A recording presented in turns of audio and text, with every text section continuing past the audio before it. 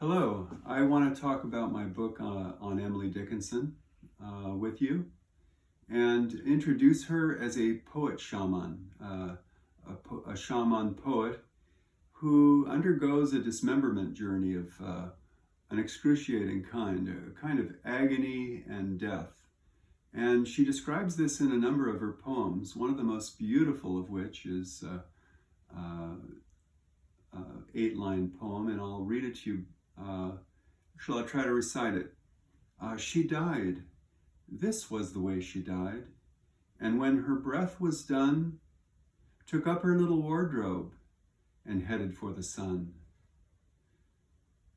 The little figure at the gate, the angels could have spied, since I could never find her upon the mortal side. You see, she's gone already beyond the gate to the immortal region of the transcendent dimension.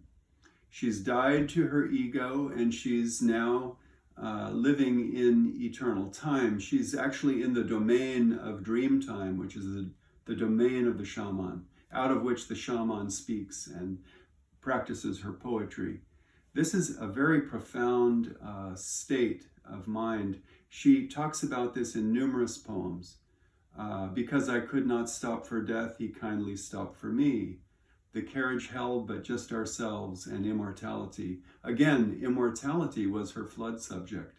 And it was also the subject of the writers of the Upanishads. She's really a bridge between East and West as a shaman poet and what I call a medicine woman for our times. This is the book that I wrote in 2018.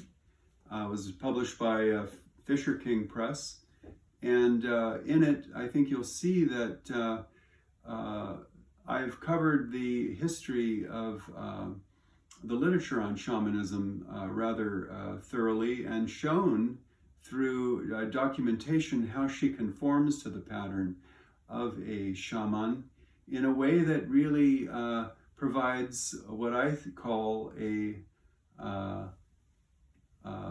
an remedy for certain ills in the culture, such as sexism, racism, a white heterosexual culture that really tried to repress women's voices. She was powerful. She was filled with joy and ecstasy, and I invite you to read her, and I thank you very much for listening.